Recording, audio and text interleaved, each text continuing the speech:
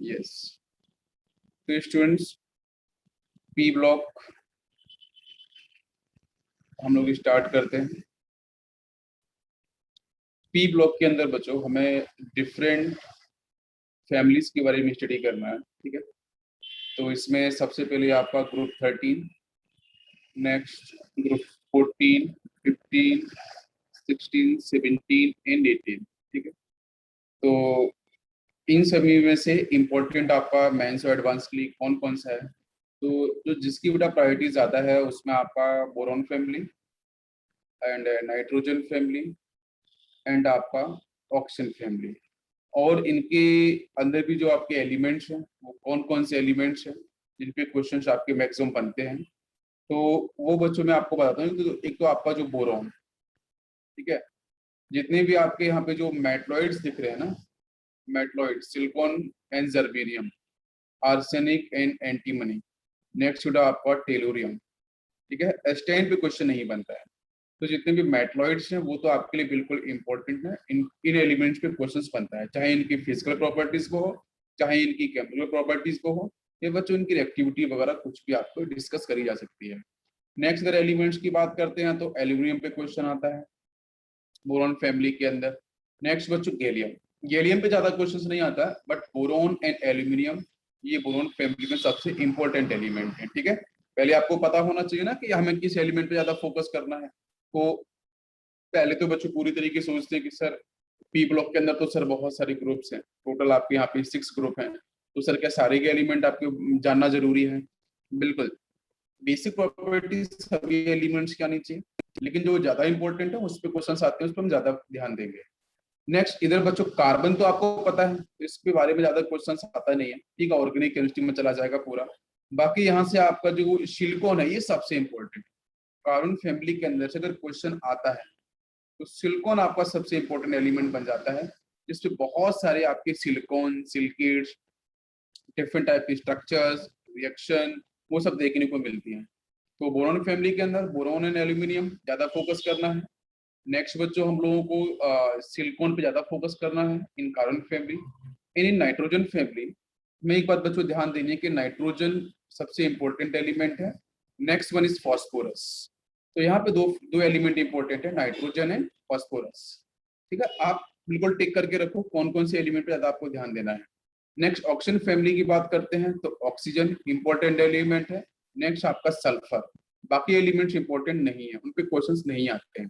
Next halogen family की बात करते हैं तो सारे के सारे ही इंपॉर्टेंट हैं, लेकिन इसमें से फ्लोरीन ज्यादा इंपॉर्टेंट है, ठीक है। तो बिकॉज फ्लोरीन की अपनी रिएक्टिविटी थोड़ी सी डिफरेंट होती है, because of highest electronegativity value, तो इसलिए थोड़ा सा वो डिफरेंट है। बाकी हेलोजेंस की जो रिएक्टिविटी है, जो फिजिकल प्रॉपर्टीज है या फिर जो केमिकल प्रॉपर्टीज है, लगभग आपकी सिमिलर और सेम होती है, ठीक है। इसके बाद बच्चों आप नोबल गैस पे आते हैं। तो नोबल गैस में से क्वेश्चन ज्यादा नहीं बनते हैं, बस इसके बारे में मैं आपको इनकी जो केमिकल रिएक्शन है, इनके जो आपके डिफरेंट हैलाइड्स आपके मतलब ये जो नीचे का जो एलिमेंट है जीनोन, ये सबसे इंपॉर्टेंट है। अगर इसके आपके हैलाइड्स देखने को मिलेंगे, इसके फ्लोराइड्स देखने को मिलेंगे, तो वो रिएक्शंस हम लोग डिस्कस करेंगे रेशियो के साथ, किस तरीके से आपको यहाँ पे इसके जो ऑक्साइड्स भी मिलते हैं वो किस तरीके से आपको देखने को मिलते हैं। वैसे generally noble gas reaction perform करती ही नहीं है बिकॉज इनर्ट गैस है, लेकिन जीनोन के साथ कुछ स्पेशल केसेस आते हैं जहाँ पे हम कुछ ऑक्साइड्स और कुछ डिफरेंट हैलाइड्स को ऑब्जर्व करते हैं। तो फटाफट से एक बार हम इसको सम अप करते हैं बेटा, प्लीज ध्यान से ऑब्जर्व करेंगे अपन। तो बोरॉन फैमिली के अंदर दो एलिमेंट आपके boron and aluminium. And carbon family, carbon and silicon पे ज्यादा फोकस करना है, नाइट्रोजन में नाइट्रोजन फॉस्फोरस, ऑक्सीजन की तरफ ऑक्सीजन और सल्फर। नेक्स्ट आपका यहाँ पे फ्लोरीन, बाकी यहाँ पे आपका जीनोन। तो ये कुछ स्पेसिफिक एलिमेंट है जहाँ पे हमें ज्यादा ध्यान देना है। तो अब बच्चों हम बात करते हैं सबसे पहले बोरॉन फैमिली। तो बोरॉन फैमिली बच्चों बिलोंग करती है 13th ग्रुप से, ये ग्रुप दे रखते हैं 13th ग्रुप, या फिर बच्चों आपका जो न्यू आयोपेक का जो सिस्टम आया है जिसको अपन थर्ड ए के नाम से भी कॉल कर सकते हैं, ठीक है, थर्ड ए या फिर 13th ग्रुप। उसके बाद यहाँ पे कौन कौन से एलिमेंट हैं? तो बच्चों बोरॉन आएगा, एल्यूमिनियम आएगा, गैलियम, इंडियम और आपका हेलियम। बाकी याद करने का तरीका आपको पता ही है, बैगन, आलू, गाजर, इन थैला, बेसिक्स है। और यहाँ पे एटॉमिक जो नंबर्स हैं उनको आपको ध्यान रखना है। बोरॉन का तो मैंने बोला था कि बेटा एटॉमिक नंबर को याद रखने का सिंपल सा लॉजिक था कि आपको फर्स्ट एलिमेंट किसी भी ग्रुप के फर्स्ट एलिमेंट का एटॉमिक नंबर आपको आना चाहिए, ठीक है। तो यहाँ पे बोरॉन का आपको पता है कि सर बोरॉन का 5 होता है। देन आपको जो मैजिक नंबर्स हैं उनको आपको ऐड करते जाना है कि भाई नेक्स्ट आपको यहाँ पे 13 मिल रहा है, मतलब 8 का एडिशन हो रहा है। नेक्स्ट आपका 13 के बाद 80 आपको 31 मिल रहा है, मतलब यहाँ 18 का एडिशन किया गया है, ठीक है। 31 में बेटा फिर से 18 का एडिशन किया गया है और लास्ट आपको मिल रहा है यहाँ पे क्या 81। तो इस तरीके से हम मैजिक नंबर के हेल्प से हम बेसिक याद रख सकते हैं atomic number. Because atomic number पता है तो आपको नंबर ऑफ इलेक्ट्रॉन्स के बारे में पता है, तो आप इलेक्ट्रॉनिक कॉन्फ़िगरेशन निकाल सकते हो कंप्लीट, या फिर आपकी नोबल गैस की हेल्प से।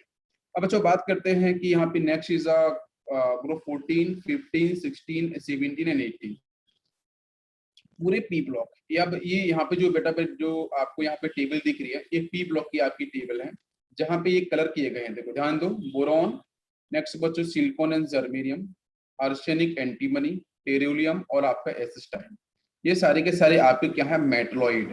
तो इसका मतलब बेटा क्या है कि अगर एक यहाँ पर लाइन ड्रॉ करें तो आप ध्यान से देखना, मैंने एक लाइन ड्रॉ करी बच्चों कुछ इस तरीके से, इस लाइन के ऊपर की तरफ जाओगे, इस लाइन के ऊपर की तरफ जाओगे तो आपको नॉन मेटल्स मिलेंगे। क्या मिलेंगे बच्चों? Non metals. ध्यान दो, नॉन मेटल्स। और इस लाइन से अगर आप नीचे की तरफ देख रहे हो तो इस लाइन के नीचे बच्चों क्या मिलेंगे? आपको मेटल्स मिलेंगे। बिल्कुल बात समझ में आ रही है? तो अगर मैं एक क्वेश्चन पूछूं, क्या बच्चों बोरॉन फैमिली के अंदर कोई भी मेटल प्रेजेंट होता है? तो बिल्कुल। कौन कौन से मेटल्स हैं? उसमें आपका एल्यूमिनियम आएगा, गैलियम आएगा, इंडियम आएगा, थैलियम आएगा। हम बेसिक इंट्रोडक्शन ले रहे हैं, ठीक है, आपको बिल्कुल हर चीज समझ में आएगी। नेक्स्ट बच्चों मैं पूछूं, क्या बोरॉन फैमिली के अंदर मेटलॉइड्स प्रेजेंट होते हैं? तो बिल्कुल प्रेजेंट है, बोरॉन बोरॉन तो आपका मेटलॉइड है ही। लेकिन बोरॉन अगर मैं पूछूं यहाँ पे कि बोरॉन फैमिली में क्या कोई नॉन मेटल प्रेजेंट है, तो फिर आंसर होगा नो। यहाँ पे कोई भी नॉन मेटल प्रेजेंट नहीं है। लेकिन हम लोग बच्चों क्या स्टडी करते हैं कि जो आपके पी ब्लॉक एलिमेंट्स है वहां पे जनरली क्या प्रेजेंट होते हैं? वहां पे जनरली आपके नॉन मेटल्स प्रेजेंट होते हैं। लेकिन एक बात बिल्कुल इंपॉर्टेंट है कि जो बोरॉन है अगर वो मेटलॉइड है तो दोनों की प्रॉपर्टी होल्ड करेगा, मतलब मेटल्स की प्रॉपर्टी होल्ड करेगा as well as non metals की प्रॉपर्टीज भी होल्ड करता है, बिकॉज बीच में आ रहा है। तो बोरॉन जो है वो दोनों प्रॉपर्टीज होल्ड कर रहा है। लेकिन बोरॉन फैमिली में top to bottom, boron family क्या, किसी भी फैमिली में टॉप टू बॉटम आने पे मेटलिक प्रॉपर्टी इंक्रीज होती है। बिकॉज मेटल्स का बेसिक मतलब होता है कि इजी से, आसानी से इलेक्ट्रॉन्स को रिलीज करना। तो जो एलिमेंट, जो एटम इलेक्ट्रॉन्स को रिलीज करते हैं, रिलीज करने के पीछे रीजन बच्चों वही है आयनाइजेशन एंथैल्पी वैल्यू। तो कहीं ना कहीं टॉप टू बॉटम आने पे आयनाइजेशन एंथैल्पी की जो वैल्यू होती है वो डिक्रीज करती है। तो जिस केस में साइज बढ़ता है, जेड इफेक्टिव की वैल्यू बच्चों बराबर होती है ग्रुप के अंदर, आपको पता ही है। लेफ्ट राइट पीरियड में जाने पे जेड इफेक्टिव की वैल्यू आपकी डोमिनेंट होती है, ये भी बात क्लियर है। तो टॉप टू बॉटम आने पे साइज बढ़ता है, आपका कहीं ना कहीं फोर्स ऑफ अट्रैक्शन न्यूक्लियस और आउटरमोस्ट इलेक्ट्रॉन्स के बीच में आपका कम होता जाता है, इलेक्ट्रॉन्स इजीली रिमूव होते हैं। इसलिए बोलते हैं कि किसी भी ग्रुप में टॉप टू बॉटम आने पे मेटलिक प्रॉपर्टीज आपकी इंक्रीज होती है। पूरी बात समझ में यहाँ पे आ गई? तो मेटल्स कौन से? पी ब्लॉक के अंदर मेटलॉइड क्लियर हो गया।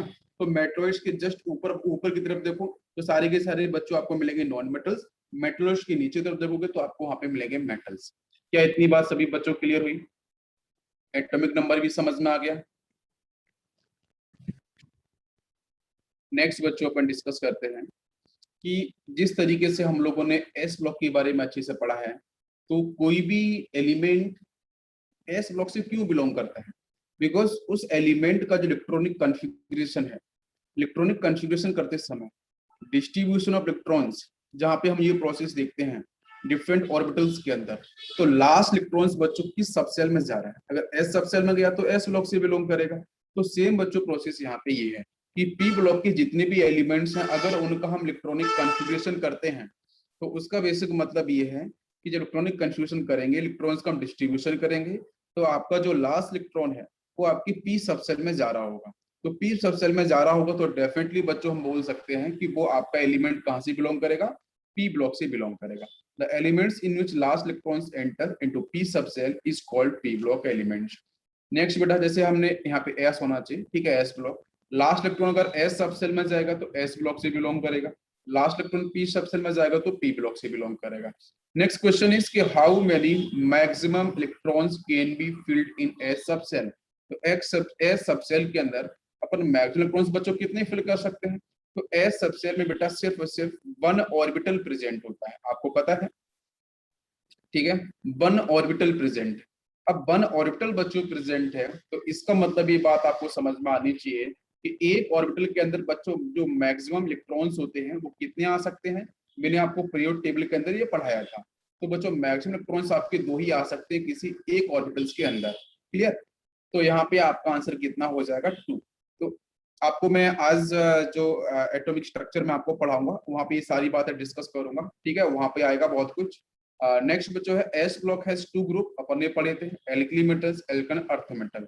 लेकिन पी ब्लॉक की बच्चों बात करते हैं तो इसमें आपकी boron family, carbon, nitrogen, oxygen, next is halogen, last is inert gases. ये कुछ कॉमन आपको यहाँ पे देखने को मिलती है।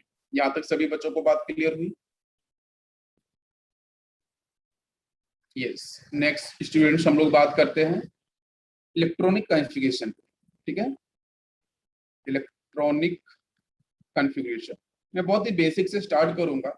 आप जानते ही हो मुझे कि मैं बहुत ही बेसिक से स्टार्ट करता हूँ और बच्चों डेप्थ में जितना हो सकता है वहां तक आपको मैं लेके जाता हूँ कॉन्सेप्ट के पीछे। ठीक है, कि कहीं कोई क्वेश्चन छूट ना जाए। तो बच्चों देखो यहाँ पे आप देखो ये आपका यहाँ पे पी आपको पी ब्लॉक डिफाइन किया गया है। अब बेटा आपको पता है कि लास्ट इलेक्ट्रॉन पी सबसेल में जा रहा था। अगर वो पी सबसेल में जा रहा था तो पी सबसेल में तो बच्चों 3 आपके यहाँ पे ऑर्बिटल्स होते हैं। पी सबसेल में आपके 3 ऑर्बिटल्स होते हैं। अब 3 ऑर्बिटल्स आपको यहाँ पे देख रहे हैं। एक तो बच्चों यहाँ पे होता है पी एक्स, बिकॉज जो एस ऑर्बिटल होता है वो आपका होता है नॉन डायरेक्शनल, है ना, स्फीयरिकल शेप का होता है। तो बच्चों स्फीयर का कोई ना तो कोई हेड होता है ना कोई टेल होती है। ठीक है, तो ये होता है नॉन डायरेक्शनल एस ऑर्बिटल की अपन बात करें, सब सेल की बात करें। अच्छा, पी की बच्चों बात करते हैं तो पी में 3 डिफरेंट होते हैं, मतलब P actually P subshell is a directional. तो जहां पे जो आपको पी सबसेल के अंदर जो ऑर्बिटल्स मिलते हैं 3 ऑर्बिटल, एक पी एक्स मिलता है, एक पी वाई मिलता है, एक पी जेड मिलता है, जिसका अपन ने स्ट्रक्चर पहले भी देखा है। अगर पी एक्स की बच्चों बात करें तो अगर ये एक्स एक्सिस है, ये वाई एक्सिस है, अपन जेड भी ले सकते हैं इस तरीके से, ये जेड एक्सिस है। तो बच्चों यहाँ पे अगर मैं पी एक्स की बात करूँ कुछ इस तरीके से हो जाएगा, पी वाई की बात करूँ तो कुछ इस तरीके से होगा, पी जेड की अपन बात करेंगे तो बच्चों कुछ इस तरीके से होगा। क्लियर। तो इनका एक डायरेक्शन है, एनर्जी के साथ साथ इनका एक डायरेक्शन भी है। क्लियर। तो एक ऑर्बिटल्स के अंदर बच्चों टोटल आपके 3 ऑर्बिटल्स हैं, तो एक के अंदर 2 इलेक्ट्रॉन्स आ सकते हैं, तो टोटल कितने हो जाएंगे 3, आपकी 6 इलेक्ट्रॉन्स, है ना। 6 इलेक्ट्रॉन्स आपके हो जाएंगे यहाँ पे मैक्सिमम। तो अपन बेटा स्टार्ट करते हैं। तो पी के अंदर बच्चों 1 से देखो स्टार्ट होगा, then 2, then 3, then 4, then 5, then 6। मतलब जैसे जैसे हम डिफरेंट ग्रुप में, इसको ऐसे भी बोल सकता हूँ कि अगर बच्चों पी सब सेल में only 1 electron last electron enter कर रहा है तो इसका मतलब वो एलिमेंट ग्रुप 13 से बिलोंग करेगा। मैं बोलूं कि पी सब सेल में अगर आपके लास्ट के 2 इलेक्ट्रॉन्स एंटर कर रहे हैं तो इसका मतलब ये होगा कि वो एलिमेंट ग्रुप 14 से बिलोंग करेगा। मैं इसी तरीके से बोल सकता हूँ कि अगर पी सब सेल में अगर लास्ट की बेटा 5 इलेक्ट्रॉन्स अगर पी सब सेल में एंटर कर रहे हैं, 5 इलेक्ट्रॉन 5 इलेक्ट्रॉन्स, तो आप बोल सकते हो कि सर वो आप ग्रुप 17 से बिलोंग करेगा। और ग्रुप 17 का मतलब बेटा क्या है, पी ब्लॉक। बिल्कुल बात समझ में आ रही है। तो इस तरीके से आप बिल्कुल यहाँ पे ऑब्जर्व कर सकते हो कि ये बेसिक सा कॉन्फ़िगरेशन है। और यहाँ पे जो स्मॉल एन बच्चों दे रखा है, it is principal quantum number. अभी आप थोड़ी आज मैं आपको क्वांटम नंबर पढ़ाऊंगा, ठीक है, एटॉमिक स्ट्रक्चर के अंदर आपको बिल्कुल समझ में आएगा। ठीक है, कि प्रिंसिपल क्वांटम नंबर क्या है, अजीमुथल क्या है, स्पिन क्या एक्सप्लेन करता है, उनकी वैल्यूज कैसे निकालते हैं, वो सारी बातें अपन डिस्कस करेंगे। पहले यहाँ पे बात करते हैं। तो ये जो स्मॉल एन बच्चों ये रिप्रेजेंट कर रहा है कि ग्रुप 13 के अंदर अगर पहले पीरियड से एलिमेंट, तो पहला पीरियड तो होता ही नहीं ग्रुप 13 के अंदर। ग्रुप 13 का पहले एलिमेंट बोरोन होता है। तो boron is the first element. ये बच्चों कहां से बिलोंग करता है, सेकेंड पीरियड से, ये थर्ड से, ये फोर्थ से, ये फिफ्थ से, ये सिक्स से। बिल्कुल बात समझ में आ रही है। सेकेंड पीरियड का मतलब तो एन की वैल्यू आपकी बोरोन के लिए 2s2 2p1, एल्यूमिनियम के लिए बच्चों क्या हो जाएगी, एन की वैल्यू 3, तो 3s2 3p1। इस तरीके से अपन यहाँ पे किसी भी एलिमेंट का पी ब्लॉक के अंदर electronic configuration with the help of noble gas या बच्चों आपका जो बैलेंस इलेक्ट्रॉनिक कॉन्फ़िगरेशन अपन लोग निकाल सकते हैं। कंप्लीट निकालने की जरूरत नहीं है, आप नोबल गैस की हेल्प से या फिर आप सिंपल इसका जो इनर्ट गैस जो कॉन्फ़िगरेशन है या फिर आपका जो बैलेंस सेल कॉन्फ़िगरेशन है उसको आपको निकालना है और काम हो जाएगा। तो पी ब्लॉक के अंदर बेटा क्या है आपकी, जैसे हम बात कर रहे थे कि एस ब्लॉक में बच्चों मैक्सिमम 98% एलिमेंट मेटल्स होते हैं, हाइड्रोजन की पोजीशन एस ब्लॉक में नहीं होती है। तो बाकी जो एलिमेंट्स यहाँ पे मेटल्स भी होते हैं, नॉन मेटल्स भी होते हैं और मेटलोइड्स भी होते हैं। यहाँ तक कोई डाउट किसी बच्चे को? तो हमेशा बच्चों को ये बहुत बड़ा प्रॉब्लम क्रिएट होता है कि सर केमिस्ट्री के अंदर ना बहुत सारी बातें ना सर याद करनी पड़ती है। ठीक है, ऐसा कुछ भी नहीं है बेटा, याद नहीं करनी पड़ती है। आप उनको ना थोड़ा थोड़ा करके मेमोराइज करो। जैसे अपन क्या करते हैं कि दिमाग में बहुत सारी बातें ऐसी ऊल जरूर रखते हैं जिनका कोई मतलब ही नहीं है, लेकिन फिर भी अपन को याद हो जाते हैं। तो हम यहाँ पे आपको बेसिकली क्या देते हैं, हर जो भी चीजें आपको याद करनी है, आपको मेमोराइज करनी है, उसके मैं न्यूमेरिक्स देता हूँ। आप यहाँ पे फोटो देख भी रहे होगे, ठीक है। तो ऐसे आप लोग बिल्कुल भी कर सकते हो खुशी के, क्योंकि देखो बेटा मैंने यहाँ पे बताया है बोरॉन, सिलिकॉन, जर्मेनियम, एल्काइन, आपका नेक्स्ट लास्ट एलिमेंट एस्टाइन। ये मैंने कुछ एलिमेंट्स आपको यहाँ पे लिखे हैं, सारे के सारे मेटलॉइड्स हैं। इनको याद रखने का तरीका बहुत आसान है। बी से बच्चों क्या हो गया, बालिका। एस आई से बेटा आपका सीता, है ना। जी से आपका गीता। एस से बेटा आपका ऐश्वर्या। एस बी से आपका सब। टी से बेटा आपका ट्यूशन। बाकी एटी का मतलब आते हैं। तो बताओ बेटा याद हुआ कि नहीं हुआ? बिल्कुल आसान तरीका है, बताओ सभी लोग, क्लियर हुआ? तो बिल्कुल आप याद कर सकते हो, बालिका, सीता, गीता, ऐश्वर्या, शब्द, ट्यूशन आते हैं। आते हैं आप हैं भी यहाँ पे लिख सकते हो, ठीक है, कोई इश्यू नहीं है, वो कंप्लीट लाइन हो जाएगी। याद हुआ सभी को? अब बहुत सारे बच्चे बोलते हैं कि सर मेरे को वो ना मेटलॉइड्स याद नहीं हुए। मेटलॉइड्स में ही गलती कर देते हैं बेसिक से क्वेश्चन में, तो गलती आपको नहीं करनी है, ठीक है। तो मेटलॉइड्स आपको याद हो चुके होंगे, I hope.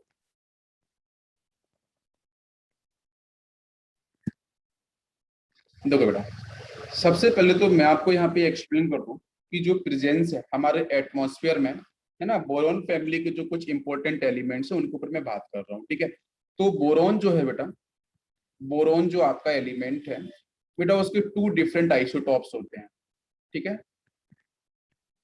To different isotopes. तो ये आइसोटॉप्स आपके, एक तो बच्चों मिलता है बोरॉन 10, ये एटॉमिक मास लिखा गया है, और सेकेंड आपका जो होता है वो होता है 11। तो टू डिफरेंट आइसोटॉप्स आपके बोरॉन के डिफाइन होते हैं। एक तो बच्चों आपका एटॉमिक नंबर तो आपको पता है सेम रहेगा, मास आपको यहाँ पे, एक तो B10, एक आपका B11। मेरी बात समझ में आ रही है? क्लियर? अच्छा, प्रेजेंस की बच्चों बात करते हैं तो दोनों में से किसकी प्रेजेंस अधिक होती है? तो जो बोरॉन 10 है ये होता है आपका 19%, 19, ठीक है, नेचर के अंदर। और बाकी बच्चों अगर मैं B11 की बात करूं तो ये होता है 81%। बिकॉज अगर वो 19 है तो आपका ये बच्चा टोटल 100% होता है। तो यहाँ पे इसके दो ही आइसोटॉप्स है, तो ये बच्चों होता है 18%। क्या सभी को मेरी बात समझ में आ रही है? क्लियर? तो बोरॉन की दो डिफरेंट आइसोटॉप्स हैं, ये बात आपको बिल्कुल की पॉइंट है, आपको ध्यान रखना है। इसके साथ बेटा क्या है, AIPMT के अंदर मैं आपको बताऊं, जो मेडिकल का एग्जाम रहता था पहले, उसके अंदर बच्चों इस पे क्वेश्चन पूछा गया है, ठीक है। और वो क्वेश्चन कौन सा पूछा गया है आपको पता है कि क्वेश्चंस बच्चों हम लोग मोल कॉन्सेप्ट के अंदर परसेंटेज कंपोजिशन पे बात करते हैं, तो वहां पे क्वेश्चंस यहाँ से पूछा गया था, ठीक है। तो ये बात आपको ध्यान रखनी है। नेक्स्ट बच्चों अपन बात करते हैं यहाँ पे बोरॉन के बाद नेक्स्ट एलिमेंट आता है एल्यूमिनियम। तो एल्यूमिनियम बच्चों बहुत पुराना है। अगर हम नेपोलियन की बात करते हैं, आपने नाम सुना होगा, नेपोलियन बोनापार्ट का नाम सुना होगा। तो नेपोलियन एल्यूमिनियम का यूज करते थे। एल्यूमिनियम की प्लेट्स थी या फिर एल्यूमिनियम की और भी डिफरेंट मतलब ऑब्जेक्ट्स थे, उन एल्यूमिनियम के ऑब्जेक्ट्स का वो यूज करते थे। तो एल्यूमिनियम बहुत पुराना एलिमेंट है, बोरॉन इतना पुराना नहीं है। एल्यूमिनियम सबसे पुराना एलिमेंट, काफी पुराना एलिमेंट है। तो हम बोलते हैं कि बेटा नेचर के अंदर अगर किसी मेटल की प्रेजेंस की बात करी जाए, किसी मेटल की प्रेजेंस की बात करी जाए, तो नेचर के अंदर बेटा सबसे अधिक एल्यूमिनियम की प्रेजेंस होती है। क्या आपको मेरी बात समझ में आ रही है? तो मैं बोल सकता हूँ मोस्ट अबोंडेंट मेटल, मैं एलिमेंट नहीं बोल रहा हूँ, एलिमेंट अलग वर्ड है, मेटलॉइड अलग वर्ड है, ठीक है। मैं सिर्फ बोल रहा हूँ कि बेटा मेटल प्रेजेंट, मेटल की जो सबसे ज्यादा प्रेजेंट हमारे एटमॉस्फेयर में एल्यूमिनियम की ही होती है। बिल्कुल समझ में आ रहा है? अगर मैं ओवरऑल बात करूं कि ओवरऑल जितने भी हमारे एलिमेंट्स हैं उसमें metal plus non metal plus metalloids plus other elements हैं, रियर मेटल्स हैं, आपके रियर अर्थ मेटल्स हैं, तो उन सब के कंपैरिजन में एल्यूमिनियम की फिर प्रेजेंस कौन सी होगी? मेटल के साथ बात करें तो बेटा इसकी सबसे फर्स्ट आपकी नंबर आएगा, है ना, प्रेजेंस के मामले में। और अगर मैं टोटल सभी एलिमेंट्स की बात करूं तो उस केस में एल्यूमिनियम का जो बच्चों नंबर आता है वो थर्ड नंबर आता है, ठीक है, थर्ड नंबर। टोटल एलिमेंट्स की मैं डिस्कशन कर रहा हूँ यहाँ पे। तो एल्यूमिनियम की जो आपकी प्रेजेंस है नेचर के अंदर वो बच्चों आएगा थर्ड। यहाँ तक बात सभी को समझ में आई? बताओ, क्लियर? हाँ बिल्कुल, बिल्कुल आपने सही पूछा कहाँ पाया जाता है, तो बेटा अर्थ क्रस्ट, ठीक है, अर्थ क्रस्ट, जो अर्थ की अपर लेयर है ना, इसको हिंदी में बोलते हैं भूपर्पटी, हिंदी में जनरली इसको बोलते हैं, लेकिन अर्थ क्रस्ट बेटा बोलते हैं इंग्लिश में, जो अपर लेयर है वहां पे इसकी प्रेजेंस काफी ज्यादा है। यहाँ तक बात सभी को समझ में आ गई? अब बोलोगे सर फर्स्ट एलिमेंट कौन सा है, तो फर्स्ट एलिमेंट जिसके बेटा हम लोग रिस्पिरेशन प्रोसेस में यूज करते हैं, ठीक है, that is the oxygen. Oxygen, ठीक है, सबसे ज्यादा इसका लगभग बेटा रहता है 45.5% के अराउंड, ठीक है। इसके बाद में बात करूं तो बेटा आता है सिलिकॉन। सिलिकॉन मैंने कल बताया था बेटा, रेत, जो आपके समुद्री किनारे जो रेत है, जो सैंड है, वहाँ पे सिलिकॉन की प्रेजेंस सबसे ज्यादा होती है। तो सिलिकॉन बच्चों होता है हमारे नेचर में 27.7%, क्लियर। और थर्ड मोस्ट बच्चों जो आपको दिखता है दैट इज द एल्यूमिनियम। इसको मैंने अभी जस्ट बताया, इट इज अराउंड 8.3% ना, थर्ड मोस्ट, देख लो ध्यान से, 8.3%। तो ये कुछ आपको बेसिक से इंट्रोडक्शन है इनकी प्रेजेंस को लेके हमारे एटमॉस्फेयर में। यहाँ तक सभी को बात समझ में आई? कोई कंफ्यूजन, कोई डाउट किसी बच्चे को? यस,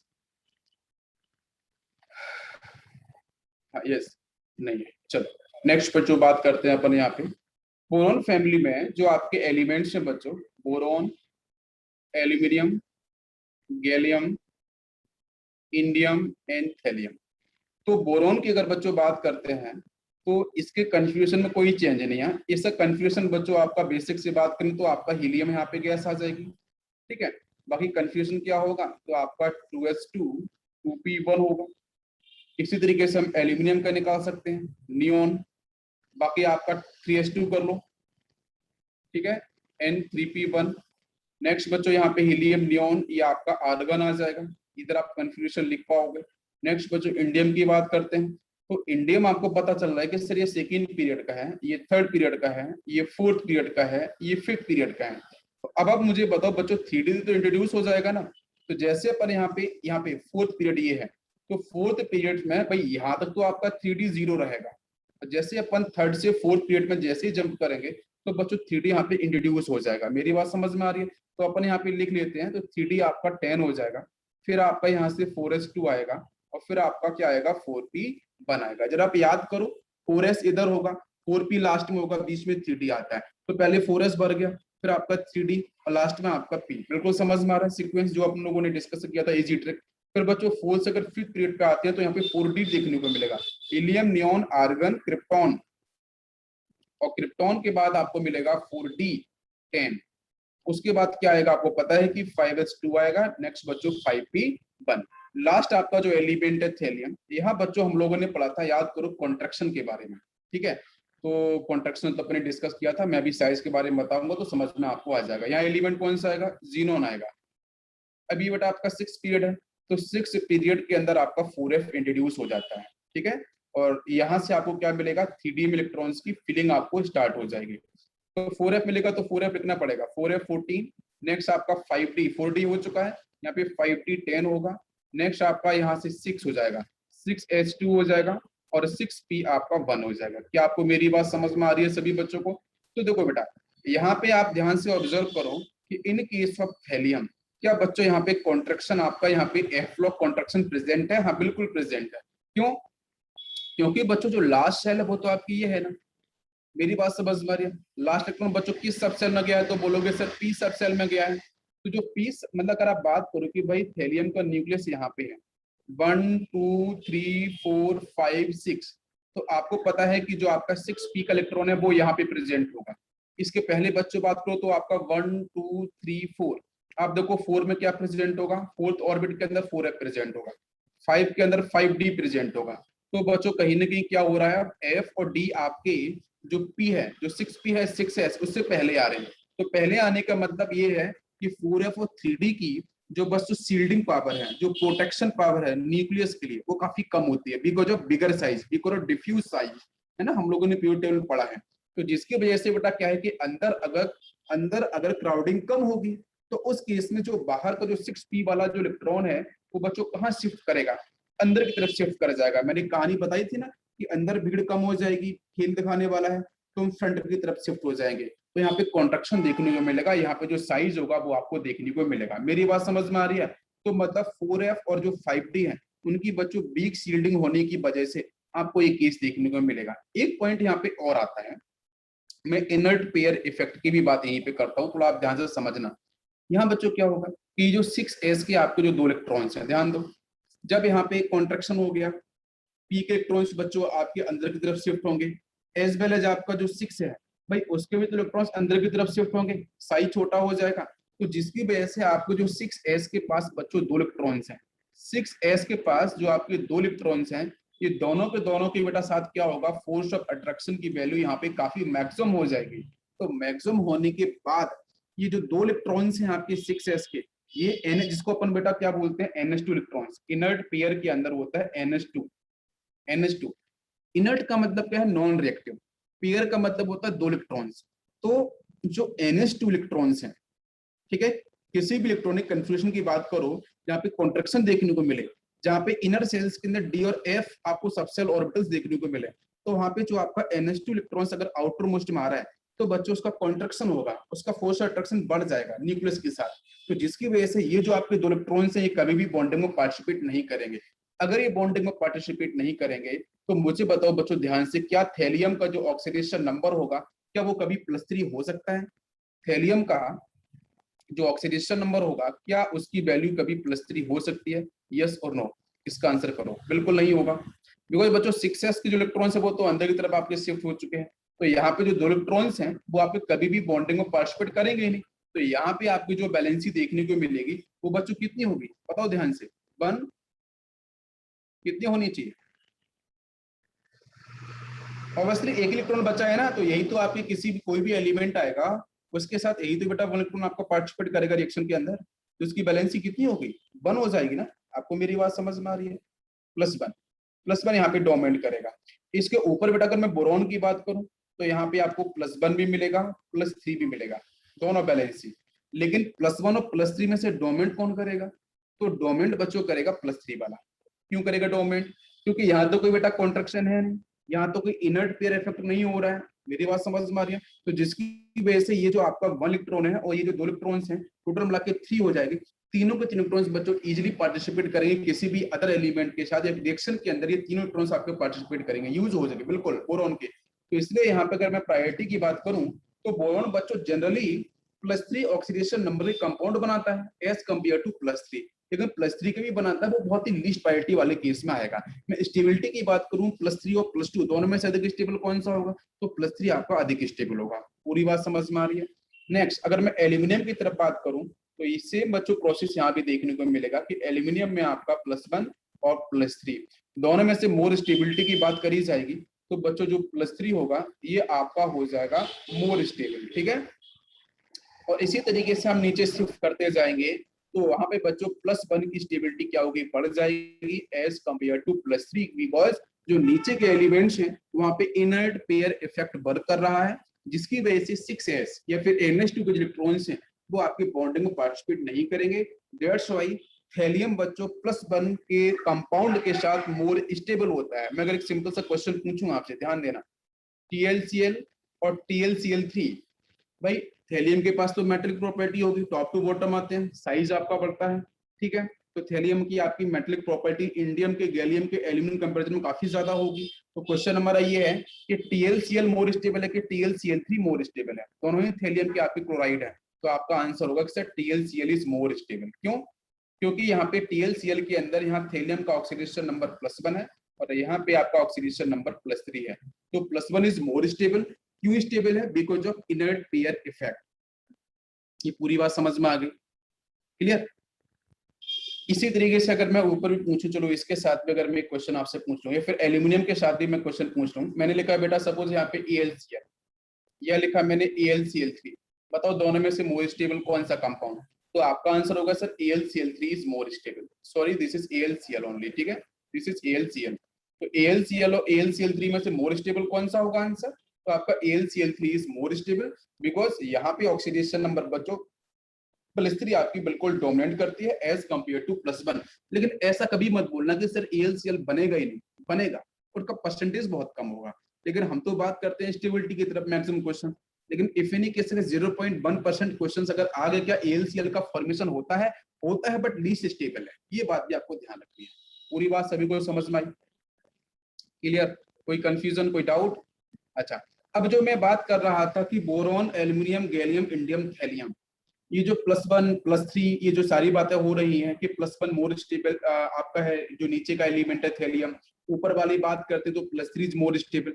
तो मैं एक रिजल्ट निकाल सकता हूँ कि ग्रुप के अंदर बोरॉन फैमिली में टॉप टू बॉटम आऊंगा, ऊपर से नीचे आऊंगा, तो उस केस में बेटा आपका +1 की जो स्टेबिलिटी है, +1 ऑक्सीडेशन नंबर की जो स्टेबिलिटी है दैट विल इंक्रीज, और +3 की जो स्टेबिलिटी है वो डिक्रीज करेगी टॉप टू बॉटम आने पे। मैं बोलूं कि बोरॉन फॉर्मूले में नीचे से ऊपर जाने पे क्या होगा, तो सिंपल आप बोलोगे सर +3 की ऑक्सीडेशन, रिवर्स बोल दोगे ना, +3 की स्टेबिलिटी बढ़ेगी और +1 की स्टेबिलिटी आपकी डिक्रीज होगी। पूरी बात समझ में आ गई? ठीक है।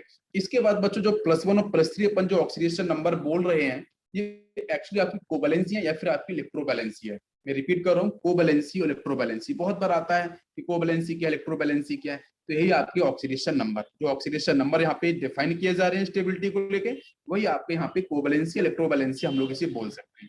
कोई कंफ्यूजन, कोई डाउट किसी बच्चे को? बताओ जल्दी से। यस। इसके बाद मैं नेक्स्ट प्रॉपर्टीज को भी एक्सप्लेन करता हूँ बेटा गैलियम के ऊपर। गैलियम जो बच्चों एलिमेंट है, इसको हम लोग जो इलेक्ट्रॉनिक गैजेट्स होते हैं, है ना, जो इलेक्ट्रॉनिक गैजेट्स होते हैं उनके अंदर बेटा हम इसका यूज करते हैं, है ना। तो ऐसा क्यों करते हैं? बिकॉज उसके पीछे बच्चों रीजन है कि इसका जो मेल्टिंग पॉइंट है, जो आपका गैलियम यहाँ पे दिख रहा है, इसका जो मेल्टिंग पॉइंट है, इसकी बच्चों वैल्यू होती है समथिंग 29 या 24, समथिंग 29 के अराउंड होती है, 29 डिग्री सेल्सियस। अब 29 डिग्री सेल्सियस है, तो अगर बच्चों आप इसे आप अपने पाम पे रखते हो, ठीक है, अब अपने हाथ की जो हथेली है इस पे अगर रखते हो, तो बच्चों ये क्या करेगा, मिल्ट कर जाता है, ठीक है, मेटेलिक प्रॉपर्टी होल्ड करता है। तो ये अपनी पाम पे अगर रखोगे तो बच्चों ये कर जाता है मिल्ट। क्या आपको मेरी बात समझ में आ रही है? क्यों? क्योंकि बेटा आपका जो पाम है, जो रूम टेम्परेचर की बात करोगे तो समथिंग आपका मान लो 37 डिग्री सेल्सियस या 35 डिग्री सेल्सियस, तो उस केस में बच्चों जो आपका गैलियम होगा वो इजिली आपका मिल्ट कर जाता है। पूरी सभी को बात समझ में आ रही है? कोई दिक्कत नहीं यहाँ तक? बताओ सभी लोग। यस। तो इसलिए तो बेटा बोलते हैं कि जो गैलियम है वो लिक्विड फेज में होता है समर सीजन में। गर्मियों के सीजन में हमारी जो लेबोरेटरी है, केमिस्ट्री लैब, उसमें जो गैलियम होता है समर सीजन में लिक्विड फेज में होता है। लेकिन जैसे बच्चों विंटर सीजन आता है तो उस केस में बच्चों क्या होता है, वो आपकी सॉलिड फेज में चला जाता है ना। समझ में आ रहा है? सॉलिड फेज में चला जाएगा। और इसी की वजह से ये डिफरेंट टेम्परेचर पे डिफरेंट स्टेट को शो कर रहा है। तो इसी की वजह से बेटा ये जो आपका गैलियम है, इसका अपन यूज थर्मोमीटर में भी करते हैं, ठीक है। जो आपके थर्मोमीटर्स होते हैं उसके अंदर भी हम लोग गैलियम का यूज करते हैं। तो हाई टेम्परेचर को मेजर करने के लिए अगर आपको कोई थर्मोमीटर का यूज करना है तो उसमें आप गैलियम का परफेक्टली यूज कर सकते हो बेटा, है ना। हाई टेम्परेचर अगर आपको मेजर करना है तो आप गैलियम का यूज कर सकते हो, वो मिल्ट करेगा, बाकी कोई इसमें कोई चेंज देखने को नहीं मिलेगा। पूरी बात समझ में? कंपोजिशन में कोई चेंज नहीं होगा, बस स्टेट आपकी चेंज हो जाएगी। तो हाई टेम्परेचर को मेजर करने के लिए हम किस एलिमेंट का यूज करें, तो आंसर हो जाएगा आपका गैलियम। ये बात समझ में आई सभी को यहाँ तक? बताओ बच्चों।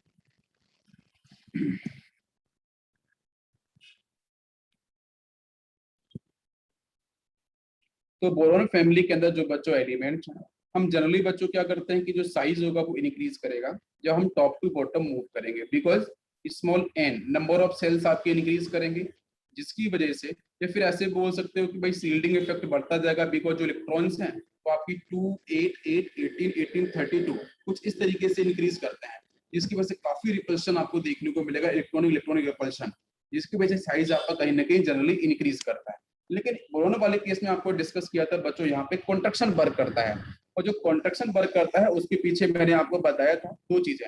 एक तो बच्चों जो आपका गैलियम है और दूसरा आपका जो एल्यूमिनियम है। हम इनकी बात करते हैं। गैलियम वैसे जनरल साइज क्या होना चाहिए था, ये होना चाहिए था ना इस तरीके से, ये ट्रेंड आना चाहिए था।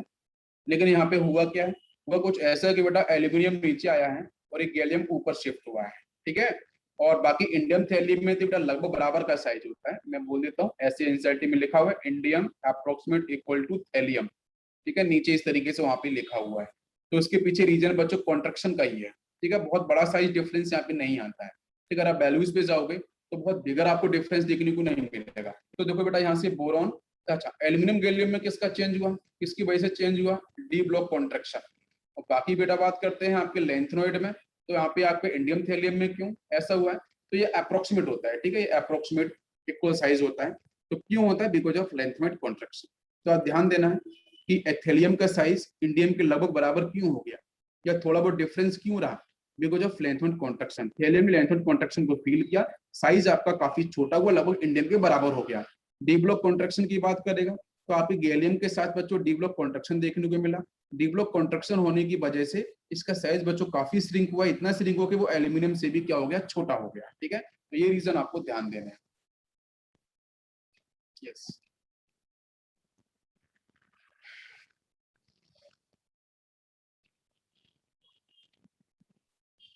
नेक्स्ट बच्चों हम लोग बात करेंगे, ध्यान देते हैं कुछ इंपॉर्टेंट की पॉइंट्स हैं आपके कॉन्ट्रैक्शन को लेके ही। Electrons in d subshell shows poor shielding effect because of bigger size of d subshell. Nucleus attract outer electrons, that is why elements of fourth period has less size than third period element. ठीक है, बिल्कुल सही है। Next बच्चों, यहाँ पे ऐसे भी अपन बोल सकते हैं कि जो डी सबसेल के जो इलेक्ट्रॉन्स का काम क्या है, तो डी सबसेल के इलेक्ट्रॉन्स का काम बच्चों कुछ ये है कि न्यूक्लियस और आउटर इलेक्ट्रॉन्स के बीच में मजबूत शील्डिंग का काम करे। बट होता क्या है, होता बच्चों कुछ ऐसा है कि डी एंड एफ सबसेल के जो इलेक्ट्रॉन्स हैं वो डू नॉट शो मजबूती। हिंदी में मैंने यूज किया, आपको बहुत बेहतरीन समझ में आ रहा होगा कि डी और एफ अगर इनर सेल्स में आ जाएंगे तो उनका काम तो यही है ना कि न्यूक्लियस को प्रोटेक्ट करना है ना, बाहर से आने वाले जो इलेक्ट्रॉन्स हैं, जो आउटर मोस्ट इलेक्ट्रॉन्स हैं, वो अट्रैक्शन को मैक्सिमम डिफाइन ना कर पाए। लेकिन उनका साइज बच्चों क्या है, बड़ा है, तो साइज बड़ा होने के चक्कर में बाहर इलेक्ट्रॉन्स अंदर की तरफ शिफ्ट हो जाते हैं। तो जो इनका काम है वो अपना काम नहीं करते हैं, वो काम कुछ और करते हैं। ठीक है, क्या कि उनका साइज बड़ा है तो बाहर इलेक्ट्रॉन्स इजीली अंदर शिफ्ट हो जाएगा। देयर सो यहाँ पे आपका कॉन्ट्रैक्शन देखने को मिलेगा, चाहे वो डी ब्लॉक कॉन्ट्रैक्शन हो, चाहे वो आपका एफ ब्लॉक कॉन्ट्रैक्शन हो। पूरी बात समझ में आ गई, क्लियर है यहाँ पे? ये देखो एक्सप्लेन भी किया गया है, आप इसको एक बार देख लो। इंडियम थैलियम को लेके ये देखो साइज लगभग आपका बराबर है। ठीक है, यहाँ पे इंडियम थैलियम है। तो these inner d electrons provide poor shielding between nucleus and outer electrons, that's why size will decrease. तो ये हो गया आपके D block and length contraction. इसके बाद नेक्स्ट बच्चों हम बात करते हैं, यहाँ पे हम लोगों ने आयनाइजेशन एंथैल्पी के बारे में डिस्कस किया था। अब देखिए ये जो मैंने सीक्वेंस यहाँ पे लिखा है बच्चों, बोरॉन, मैं आपको डिस्कस पहले भी कर चुका हूँ इन सब के बारे में। Boron, aluminium, gallium, indium, thallium, है ना। जब आयनाइजेशन एंथैल्पी की बच्चों बात करेंगे, फर्स्ट आयनाइजेशन एंथैल्पी की, तो मैंने बताया था कि थैलियम ना बेटा बोरॉन के नीचे शिफ्ट हो जाएगा। ये बात आप ध्यान रखना, ठीक है, ध्यान दो। तो तभी आपका बोरॉन के जस्ट बाद बच्चों कौन आ गया है, थैलियम। और वैसे भी पता है कि टॉप टू बॉटम आने पे जनरली साइज बड़ा होता है, तो आयनाइजेशन एंथैल्पी आपको कम देनी पड़ेगी एनर्जी, तो आयनाइजेशन एंथैल्पी वैल्यू डिक्रीज करती है। लेकिन थैलियम जस्ट बोरॉन के बाद क्यों आ गया, तो रीजन बच्चों वही था आपका लेंथमेंट कॉन्ट्रैक्शन या फिर आपका एफ ब्लॉक कॉन्ट्रैक्शन। ठीक है, ये मैंने आपको एक्सप्लेन किया हुआ है, आपको मेरी बात समझ में आ रही होगी। और उसके बाद बच्चों क्या होगा, भाई बेसिक सीक्वेंस क्या होना चाहिए था, बेसिक सीक्वेंस तो ये होना चाहिए था कि आपके सबसे अधिक बोरॉन का, देन एल्यूमिनियम का, गैलियम का, इंडियम का, थैलियम का। थैलियम इसके नीचे आ गया, फिर क्या होगा, फिर बच्चों जो एल्यूमिनियम होगा, भाई गैलियम के साथ बेटा डी ब्लॉक कॉन्ट्रैक्शन था तो ये ऊपर शिफ्ट करेगा, एल्यूमिनियम नीचे आ जाएगा। तभी तो गैलियम यहाँ पे आ गया, फिर एल्यूमिनियम आया, फिर आपका इंडियम आया। तो बेसिक इसे आपको अगर सिंपल सा लॉजिक याद है तो कोई दिक्कत ही नहीं है। बाकी याद रखने का तरीका मैंने लिखा भी है कि बंद करके ताला गया एल्यूमिनियम इंडिया। ठीक है, आप इसको इस तरीके से भी यहाँ पे ध्यान रख सकते हैं। तो ये हो गया बेटा आपका आयनाइजेशन एंथैल्पी, क्लियर। तो डी ब्लॉक कॉन्ट्रैक्शन का रीजन समझ में आया, एफ ब्लॉक कॉन्ट्रैक्शन का रीजन यहाँ भी समझ में आ गया।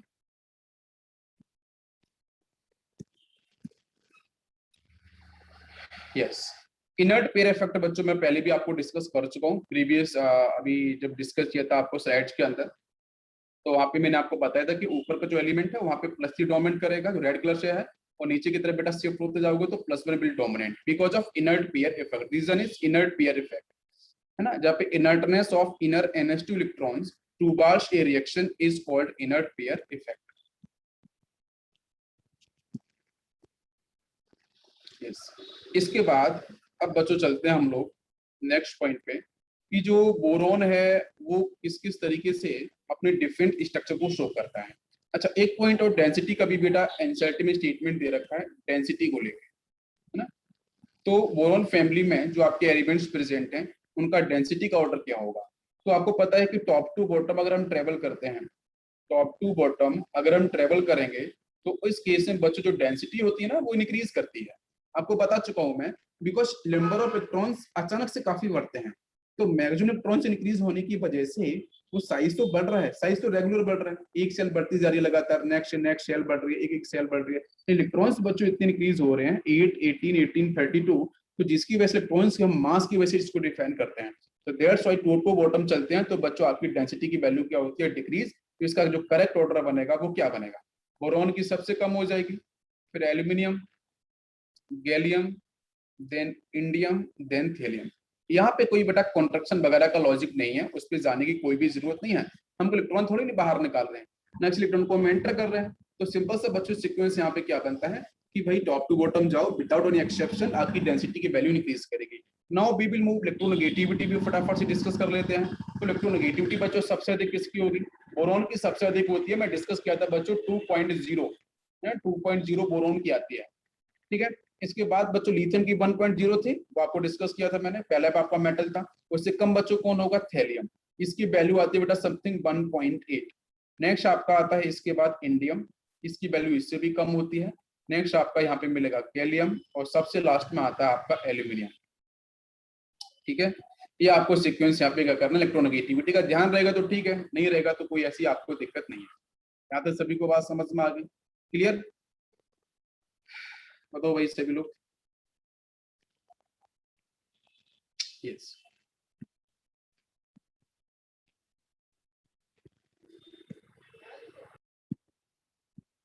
यस, अब बच्चों हम लोग बात करेंगे स्पेसिफिक बोरोन एलिमेंट की तरफ, ठीक है, बिकॉज ये इंपॉर्टेंट है।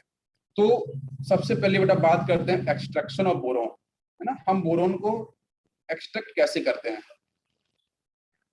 बोरोन जो आपका एलिमेंट है ना, उसको अपन किस तरीके से निकालेंगे, जो भी डिफरेंट आपके कंपाउंड प्रेजेंट होंगे उनसे नेचर के अंदर। तो एक्सट्रैक्शन ऑफ बोरोन के अंदर सबसे पहला बच्चों आपका कंपाउंड आता है B2O3। B2O3, अब B2O3 है तो मैंने कल ही डिस्कस किया था बच्चों सिस ऑक्साइड के बारे में, आपको याद है सिस ऑक्साइड मैंने कल आपको पढ़ाया था, ठीक है। तो ये जो B2O3 है, अगर आप यहाँ पे ध्यान दो तो बेटा ऑक्सीजन के नंबर ऑफ एटम्स कितने हैं, 3 है, बाकी अदर एलिमेंट जो बोरोन है उसके कितने हैं, 2 हैं।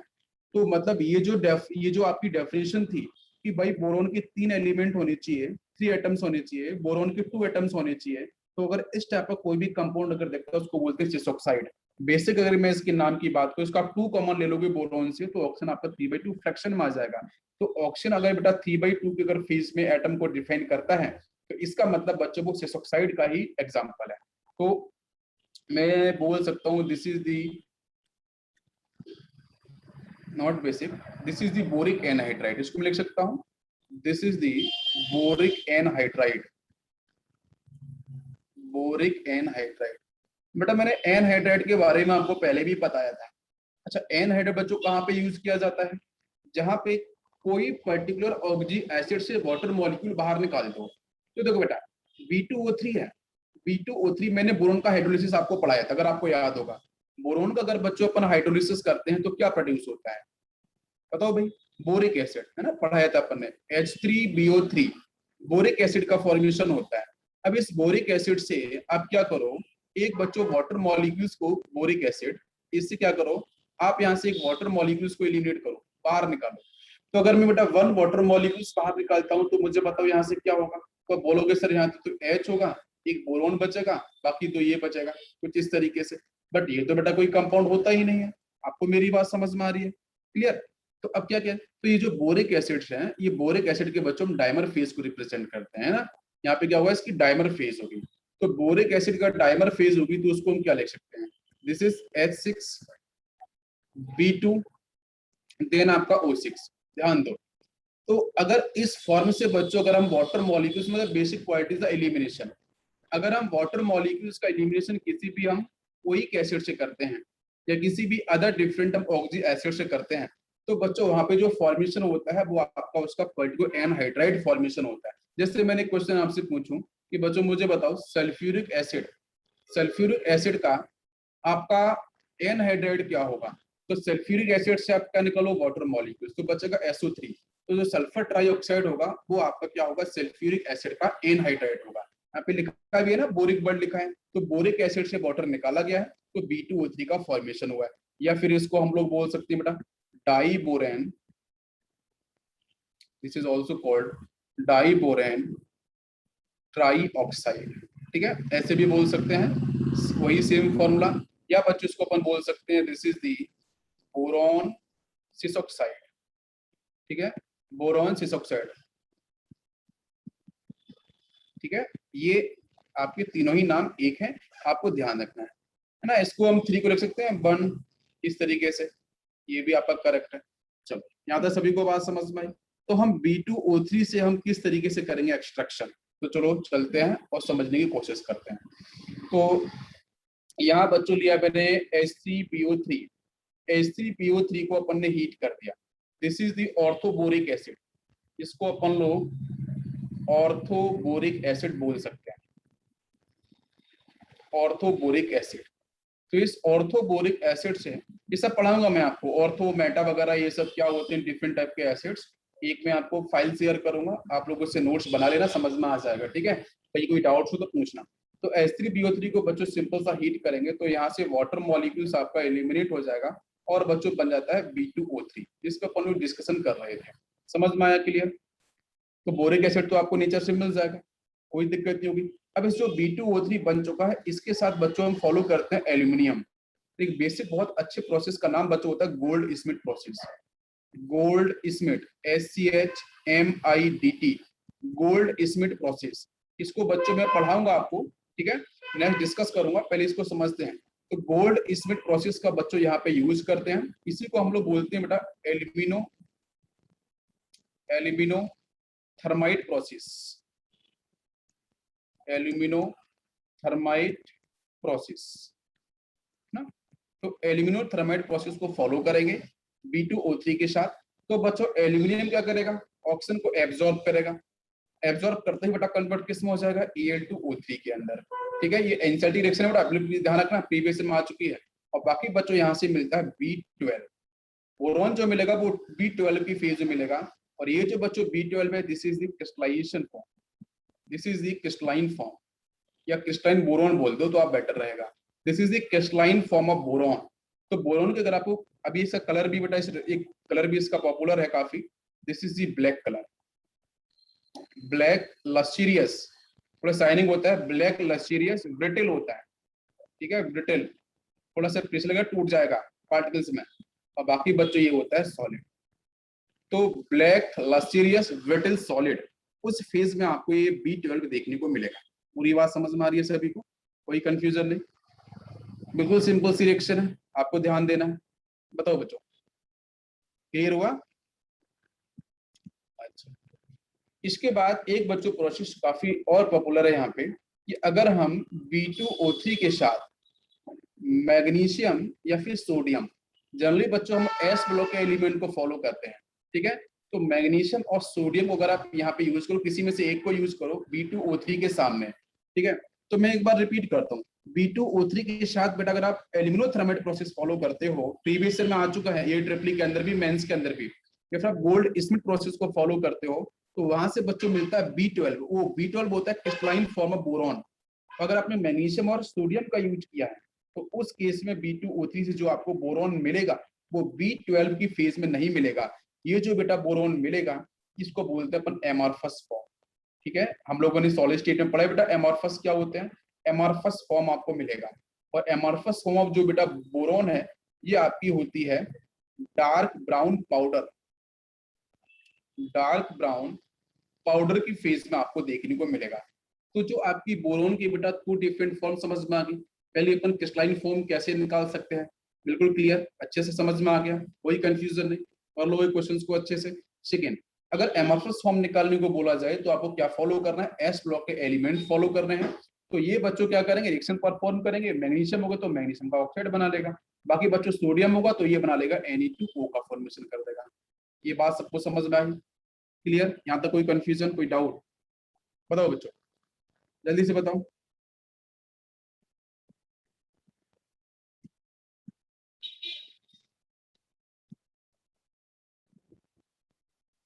चलो, इसके बाद नेक्स्ट अपन डिस्कशन करते हैं we know boron family is exceptional rich family. कोई एक्सेप्शन नहीं है, बस वो आपको जो लॉजिक है वो ध्यान रखना है कॉन्ट्रैक्शन वगैरह के बारे में। Usually metals have high melting point than non metals.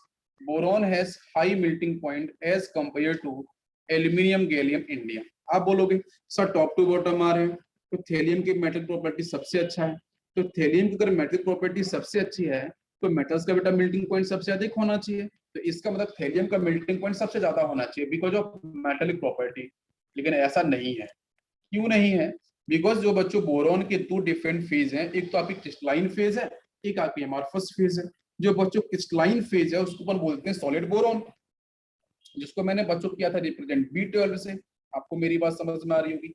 तो मैंने लिखा है अनयूजुअल स्ट्रक्चर ऑफ आइकोसोहाइड्रान। तो ये जो आपका B12 है, जो क्रिस्टलाइन फेज है बोरोन का, उसका जो आपका जो स्ट्रक्चर होता है, जो 12 आपकी बोरोन के एटम्स हैं, जो आपकी 3 डायमेंशनल स्पेस में जो अरेंजमेंट होता है, उस अरेंजमेंट को, उस स्ट्रक्चर को बच्चों हम लोग क्या बोलते हैं? आइकोसाहाइड्रान स्ट्रक्चर। ध्यान रखना क्या बोलते हैं? आइकोसाहाइड्रान स्ट्रक्चर। इसमें क्या होता है बेटा? 12 B12 है ना, तो 12 होते हैं आपके कॉर्नर्स पॉइंट, जहाँ पे बेटा क्या प्रेजेंट होंगे? आपके 12 बोरॉन प्रेजेंट होंगे। और उससे बच्चों क्या बनेंगे? 20 फेसेस। जब हम कॉर्नर्स को आपस में ज्वाइन कराएंगे तो आपके 20 फेसेस जनरेट होंगे। जैसे आप यहाँ पे देखो, देखो 3 बोरॉन को मैंने बेटा कनेक्ट कराया, तो इस तरीके से आपको एक फेस मिला। यहाँ पे देखो नेक्स्ट ये फेस मिला। ऐसे टोटल अगर मैं 3D के स्पेस की बात करूँ तो आपको 20 फेसेस मिलेंगे और 12 कॉर्नर्स होंगे बेटा आइकोसोहाइड्रल स्ट्रक्चर के अंदर। ठीक है, next, due to icosahedral structure boron has almost double boiling and melting point than other. जो अदर एलिमेंट है एल्यूमिनियम, गैलियम, इंडियम, थैलियम, इन सब के कंपैरिजन में एल्यूमिनियम का मेल्टिंग पॉइंट बच्चों बहुत अधिक क्या डबल हो जाता है। ठीक है, बिकॉज ऑफ दिस स्ट्रक्चर। यहाँ तक सभी को समझ में आया? कोई कंफ्यूजन नहीं? बताओ बच्चों। अब यहाँ पे जो इसका रेगुलर स्ट्रक्चर है, अगर आपको समझ में आया 3D तो अच्छा है, नहीं तो मैं आपको कोशिश करता हूँ यहाँ समझाने की। ध्यान दो बच्चों, ये कुछ इस तरीके से होता है।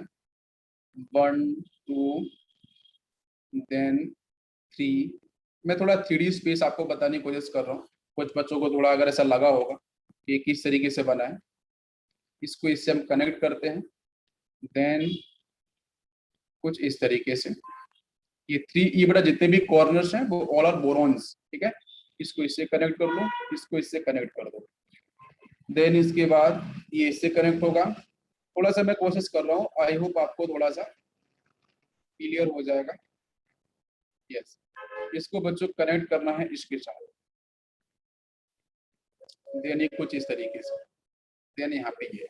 ठीक है, आप जरा काउंट करके देखो। यहाँ पे अब क्या होगा? पीछे के साइड पे होगा ना, इधर अंदर की तरफ 2 बोरोन एटम्स इस तरीके से प्रेजेंट होते हैं और वो इससे कनेक्ट होगा।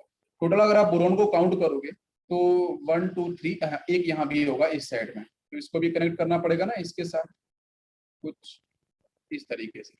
टोटल जरा चेक करो कितने हो गए। तो आपका यहाँ से 1 2 3 4 5 6, ठीक है, और 7 8 9 10 11 12 हो गए ना B12। ध्यान दो बेटा, टोटल आपको यहाँ से मिल गया B12। तो this is the real structure जो मैंने आपको बनाया आइकोसाहाइड्रान का। समझ में आ गया? और फेसेस अगर आप काउंट करोगे तो आपको डेफिनेटली यहाँ पे 20 फेसेस आपको देखने को मिलेंगे। तो इसका जो 3D स्ट्रक्चर है वो मैंने आपको बताने की कोशिश करी है किस तरीके से बनाते हैं। कोई कंफ्यूजन किसी बच्चों को? नहीं। इसके बाद बच्चों हम बात करते हैं इसकी रिएक्टिविटी की, मतलब properties of boron. Next heading लेते हैं, प्रॉपर्टीज ऑफ बोरॉन। तो बोरॉन्स की जो बच्चों प्रॉपर्टीज हैं, इसमें मैं एमॉर्फस के बारे में बात करूंगा पहले। तो क्रिस्टलाइन और एमॉर्फस दोनों में से रिएक्टिव कौन है? दोनों में से रिएक्टिव कौन होगा? तो बच्चों जो B12 फेज है, जो क्रिस्टलाइन फेज है, इसकी रिएक्टिविटी कम होगी because it is crystalline structure. ठीक है, इसका मेल्टिंग पॉइंट, बॉइलिंग पॉइंट बहुत ज्यादा है। तो जो आपका पाउडर फॉर्म के अंदर होगा, ठीक है, जो आपका एमॉर्फस फॉर्म होगा आपका बोरोन का, वो हाईली रिएक्टिव होगा। ये हम रिएक्टिविटी की बात कर रहे हैं। तो बोरोन के साथ अगर बच्चों हम लोग यहाँ पे ऑक्सीजन गैस को लेके आते हैं तो व्हाट इज द प्रोडक्ट? बताओ बच्चों आंसर जल्दी से, क्या बन जाएगा? B2O3 टाइप का ऑक्साइड। भाई बोरोन की बच्चों वैलेंसी कितनी है? बोरोन की वैलेंसी 3 है, ऑक्सीजन की वैलेंसी बच्चों -2 है। क्रॉस मल्टीप्लाई करोगे B2O3 देखने को आपको मिल जाएगा। क्लियर? इसी तरीके से हम बात करते हैं N2 गैस के साथ, तो यहाँ से मिलता है BNX। इस पे हम बात करेंगे बेटा, जिसको बोलते हैं अपन inorganic graphite. This is inorganic graphite. ठीक है, तो आज अपन लेक्चर को यहीं रोकते हैं। बाकी बच्चों जब कल मिलेंगे तो बाकी बातों को करेंगे हम लोग कंटिन्यू। ठीक है बच्चों, थैंक यू।